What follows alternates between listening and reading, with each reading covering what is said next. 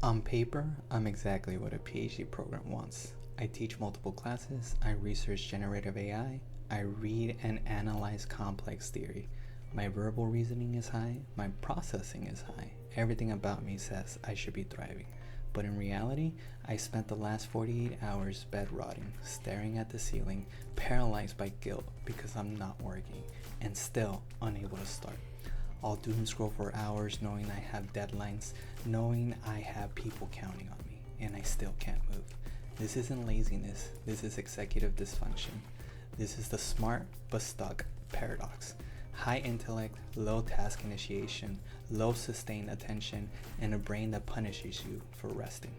I've literally bullied myself saying, "You're lazy, you're a bum, get up." My therapist told me I use work as self-punishment. I wake up at 4 a.m. to grade because I feel like I have to earn my existence. Because if I don't, I start to believe I don't belong.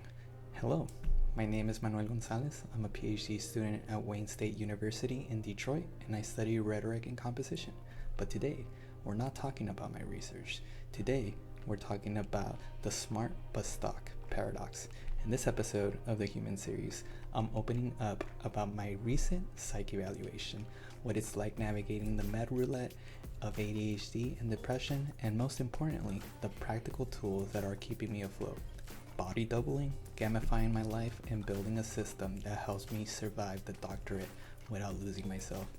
If you're tired of the perfect academic aesthetic and you want the real version, the ups, the downs, the lefts, and the rights, welcome to the Rhetoric Diaries. Welcome to my story. But we were talking to my doctor or my psych eval person because I just got the results to my psychiatric evaluation. Last week, we went into an office to get evaluated where they did ADHD tests, depression tests, personality tests, etc., to see where I stand. And I guess to make matters short, or long story short, I do have ADHD. It has been confirmed. But it is quite in the medium range, or like not necessarily severe, but above average, I guess, range. But it's not necessarily that the ADHD is the problem. It's the fact that I am majorly, severely depressed. And I think that depression is what's amplifying everything and making everything predominantly worse. I don't want to say that I'm broken because I don't think I'm broken. But it is kind of cool to see that there was data backing it up, or like there's something there, you know? Now, it is kind of sad to see that even though I personally don't believe that I'm depressed, that apparently I am. And it's I don't think I'm sad because I'm depressed. I think I'm sad because I don't consciously see it. Or maybe I do see it, but I make an excuse to not address it, or to just mask it, or just to like live within, decide that like whatever, walk it off. And I don't know if that's like a me thing. I don't know if it's like a machismo man thing, or I don't know if that's like a Mexican culture thing where you're like depression doesn't exist in this world, which is ironic, or which is not true, because like I tend to talk about depression and I tend to talk about mental health. So this is kind of like I need to do something about it. And so I guess for the next couple of therapy sessions and et cetera, I will be dealing with that behemoth and seeing how that goes and unfolding it and addressing it and blah, blah, blah. I'm kind of happy and I'm kind of sad. I think I'm sad because of the fact that this just kind of feels kind of shitty to some extent. Because like you hear about it, you don't see it slash feel it, but then obviously it's there, or else somebody else wouldn't be telling you about it, right? I don't really know. I don't really know what to do with this information. I do remember that when Sandy got her whole diagnosis and she was like officially confirmed that she had ADHD, and like she had it like in a severe scale, and then she like got all the information and all the word dump and whatever and blah blah. she kind of correlated the symptoms with like her past, and she was like, no wonder I couldn't be a good student.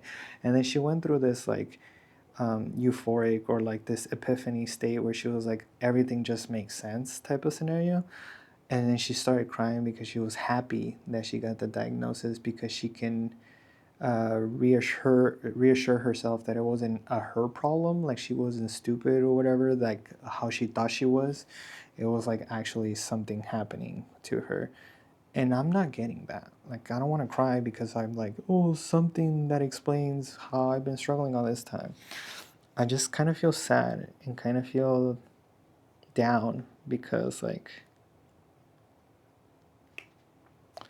I don't know how to explain it, because I figured it out, and instead of trading the situation or curing the situation, even though you can't cure it, is that I was masking it or hiding it, or I don't really know. Throughout the whole day, I realistically didn't do anything. I was pretty exhausted throughout the day. Not only because I went to go teach class, and so that's mentally draining or whatever you want to call it, but then I did end up having a therapy session that given same day or whatever. And it wasn't that intense of a therapy session, but for some reason, I guess contextualizing and kind of like talking about your feelings and how it's going and doing like the emotional toll of therapy kind of like puts a strain on me to some extent. So I ended up falling asleep. I ended up waking up at like 8 p.m. Um, on that note,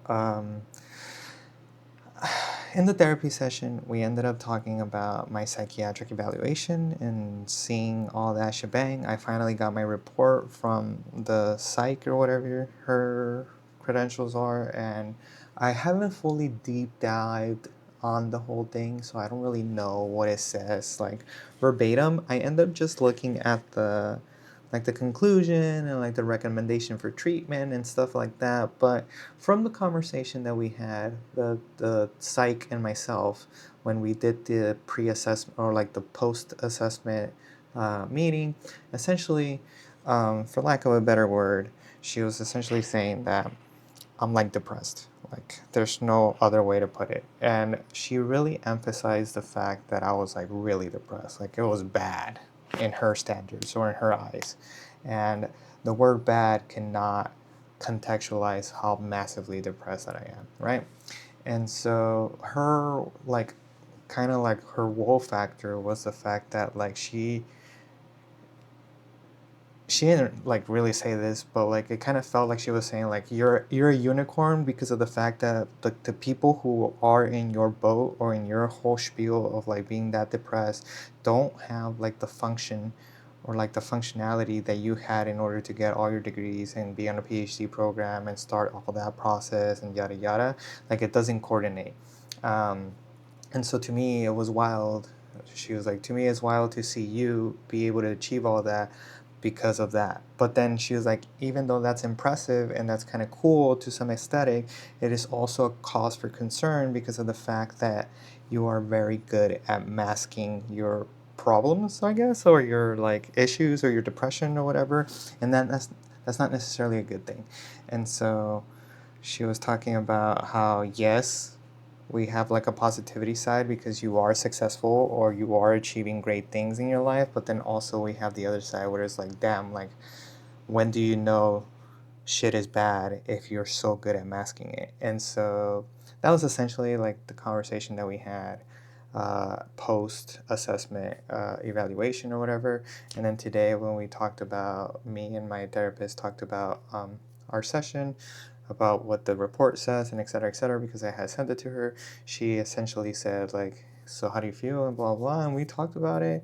We talked about how I said prior to this conversation that it was kind of gnarly to, even though you kind of sort of know that you're depressed, that it was kind of like sad or it was kind of like disappointing that there isn't like a factor of me being like, oh, I can do something about it or whatever it is that I said on the previous video from yesterday or the day before. The other thing that is recommended is that obviously I should be in some sort of medication.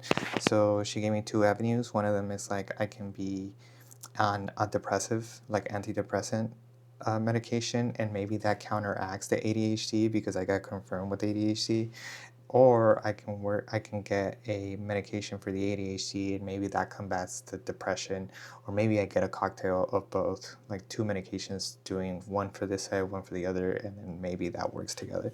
So we talked about that in my therapy. She also recommended that I start looking for a psych, because the lady who evaluated me was a PsyD. She wasn't a psychiatrist or whatever. I don't know the logistics of that, but she can't prescribe medication. So I ended up looking for a psych, and I ended up making an appointment. So that's happening. Everything is fine and dandy on that end of stick, but it isn't until February 5th that I'm going to be able to see her. So that is like 2 weeks away. So there is that. I don't know. I've always like talked about, and even on here, I talked about how I don't personally think that I'm depressed, but apparently the correlation that the evaluator said was that um, you, like you are Manuel, and then your body is like Michael, right? And so Manuel doesn't feel the depression, but Michael is going through it. My body is going through it. My body is like tired. My body is saying, "Hey, buddy, like we're tired, we're exhausted, we're like on the brink of like being like I'm over it." But you don't see it, as in Manuel doesn't see it, because you're like, "Oh, I think I'm okay. I don't think I'm depressed." So we're kind of in that situation of like, I don't know what the hell is happening, but yeah, I think right now the only thing that I can possibly do is handle things one step at a time, and I think that's what I'm gonna be doing. My therapist in San Diego always contextualized and always advocated for the fact that I should handle things one day at a time, because if I look at it in broad picture or whatever, and I'm trying to tackle everything, that's probably gonna be very overwhelming. And so I go with that theory or with that philosophy to continue my life and trying to advocate for myself or whatever. But on that note, the other thing I wanted to talk about is that um, the psych evaluator essentially said that like there is going to be moments in my life where I am not going to be intellectually stimulated, and because of that I find life really boring and very lacking of motivation and very like I don't want to do anything because I don't find it like electrifying in my brain or whatever you want to call it. And so that has been resonating as of recently, because um, there is no sense of like accountability this semester in some aspect. Like I felt like last semester I was busy and I was doing a lot and I was actually like achieving something. This semester I'm not really necessarily like at Wayne State a lot. I'm only there on Mondays. I'm not teaching at Wayne because they took the class away, and my classes, 2 of them are like online. One of them is synchronously, and then the other one is asynchronously, and then the other one is like in person, but it's kind of like whatever. And so I'm not really feeling productive, or I'm not really feeling anything of matter. And so right now I kind of feel like stagnant, where I'm just like here, and it's like, oh, like if an AI article pops up, like I'll read it, but like I'm not going out of my way to go find the cure for cancer, you know what I mean? So like I kind of feel like I'm just like here doing nothing, while last semester I was on my way to like develop a framework and establishing a framework and yada yada, but at the same time now I'm not doing anything. So I kind of hate that. I'm not going to say I'm not going through it to some extent, but I am going to say that like I'm going to handle it one step at a time. So overall, the video that you just got done watching essentially was from a long time ago. But now, we are still in the process of working with everything to do with mental health. But I guess just to give you like a general snippet of everything, yes, I have severe clinical depression. Yes, I have anxiety. And yes, I have ADHD. Um, the depression is the main thing that is crippling everything or making everything a lot more difficult. And it is exactly the reason why apparently this PhD is becoming a tad bit annoying. Um, my psychiatrist and also my PsyD, the one who made the evaluation, essentially stated that throughout my whole life I've had ADHD. The only reason why I've never was diagnosed is because I was a high functioning ADHD student or kid. Um, I was able to get good grades all the time. I was able to do my task. I was able to process stuff. I was able to do A-OK. And I guess I was technically not a textbook orientation of what ADHD embodies. The reason why now I am getting all this spiel and I feel like I'm getting hit like a truck when it comes to my ADHD, my depression, and my anxiety is that, I guess for lack of a better word, a PhD has too much freedom, I guess, or not enough structure to keep me entertained. So ultimately, what happens is that my body or my brain, or basically all of me, are constantly on the move. I'm on the go, go, go, go, go. My brain is always on the go, go, go, go. But when you embody a PhD, um, you are your own boss to some extent. Nobody's going to bully you. Nobody's going to tell you to do something. Nobody's going to tell you to do the readings. Now, obviously, you do have to do some student oriented things. But, like, besides that, nobody's there to, like, really push you particularly. If something is not brain stimulating enough, if I don't have an interest on the subject matter, if I don't care about it, if I don't see it particularly interesting, I shut off. And I don't like it. I don't want to do it. It's just kind of like a child, not gonna lie. But as of right now, everything is fine and dandy in regards to getting help and getting on the process of everything. I do have a psychiatrist and I do have my therapy sessions, which is super cool to have, but I've always been on therapy. I am now under medication, and hopefully that medication is going to do what it's supposed to do, and hopefully in the long run I'm able to function normally, whatever you want to call that. So far, things are being a roller coaster. There's a lot of medical roulette that is happening. The stereotypical of, like, let's give you this pill, let's see if it works. Let's give you this other one if that one doesn't work, and the list goes on. So we're trying to assess that situation right now. We're trying to see if, like, A is going to stick to the wall or B is going to stick to the wall. And honestly, it is kind of annoying, but I do know that it's a process. I do know that there's things like gene assessment or gene therapy or whatever, where they can figure out which medicine would be like the ideal one for you. But I don't know. The other thing is that overall, me as a human being, I have like a perfectionist concept. I have a self-punishment concept. Like you heard on the intro, I see a sense of, like, if I'm not on the go 24/7, I am telling myself that I'm lazy, that I'm a bum, I have to get up, I have to do something. And so obviously, that's not necessarily a healthy thing. It's not necessarily a good thing, but we are, as in me and my therapist, working for me to get a sense of closure when it comes to me allowing myself to relax, because I don't allow myself to relax. Um, Even though I'm not in the medical field, I keep always using this terminology that I'm trying to find the cure for cancer because I'm always on the go. I'm always trying to do something. But because of that, um, I don't necessarily allow that. So, on that note, on that being said, what necessarily works for me, or the one thing that it is trying to embody that concept, is due to my depression and the way that I work with my perfectionism and with my concepts of, like, what's right, what's wrong, when, etc., etc. I do have the body doubling method. So I have people with me that I can work with. I have my friend Jasmine from the MFA, who sometimes we go on FaceTime and we talk to each other and we work with each other. Sometimes, as you guys have seen from my videos, Josh is here working with me, and the list goes on. I tend to work better when someone is there, even if they're not helping. As long as there's somebody there, I can work perfectly fine.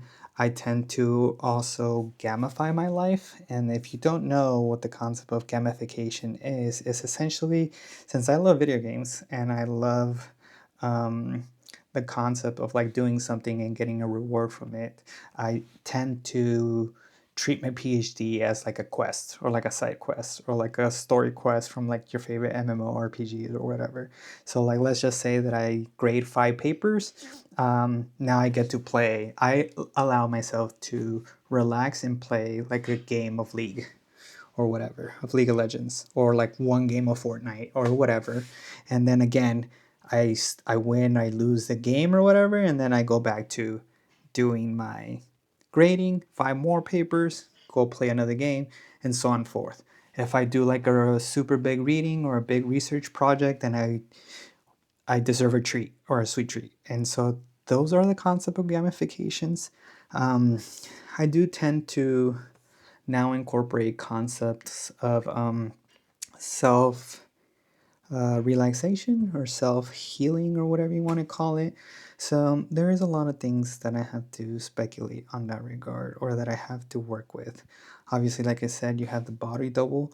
I have my notes here. I tend to walk outside. I try to at least every so often, but Michigan weather is kind of not working with me, whatever. I tend to have a shutdown ritual where I escape everything. I tend to try to not be on my phone that much, but I'm super addicted to it. I'm not gonna lie. So I do that, or I end up working on reading a book or reading a research article, something that will like ease my brain, not necessarily like call it a day or whatever. I do have a strict policy now in regards to having a bedtime and going to bed at that time because I don't want to make it a thing that I would like go to bed at midnight every single day or go to bed whenever the hell I want or whatever. And that's not necessarily a good thing. Um, I tend to now incorporate the concept that it's okay to not have something as perfect as I want it to be. It's okay to do like low stake drafts. It's okay for me to not like kill myself over the fact that I didn't solve cancer or whatever. I tend to separate my stuff as well, like one task or like 1 hour for replying to emails, another hour to like grade, another hour to do my PhD stuff, etc., etc. And then I tend to do something called like the bare minimum plan. So I cut all my sections into little bits and pieces. And so that means that like I'll grade 2 papers here, and I'll do a light reading over here, I'll do A, B, and C in here, so I can get those little jumps of dopamine. Um, yes, we are still in the process of everything. Yes, it is difficult. And yes, it's not easy in the brain or in the mind to fully accept that it's okay to relax. It's honestly quite annoying to have this mentality that you're not allowed to relax. I don't necessarily know if that's like my own personal problem thing, but what I do know to some extent that in Mexican culture, we have a problem admitting that A, we need help, and B, that we should be allowed to relax. And I feel like to some extent, that is my current life right now. Um, Again, I'm still working on it. Again, I'm still looking into it. But if there's one thing that's been teaching me or that is currently teaching me is that you should listen to your body. You should listen to your mental health. And even though I advocate for mental health for my students and for everybody, and I try my best to do checkmark grading and checkpoint rubrics where they can turn in their assignments from like little periods instead of like the whole assignment, I have this ongoing thing where I don't practice what I preach, but I'm trying. But I want you to know that overall, it is a difficult journey. It's a difficult journey to go from being high functioning and being a perfectionist and being the best that you can be because you are a first generation, first PhD, first everything in your family, and having everything fall on you to some extent. It's a complicated life. It's a difficult one in that regard, but little by little, we're getting things going. I don't really know overall what this whole video was going to embody, but I did wanted to make it kind of personal in that regard. I did wanted to tell people that it's okay to relax and it's okay to take a breather. It's okay to not work. It's okay to not solve cancer. And it's okay to just be you. So hopefully this intimate video helps somebody, and hopefully I can come back and reflect later on to say that everything is a-okay. Thank you for watching, and I'll talk to you guys next time.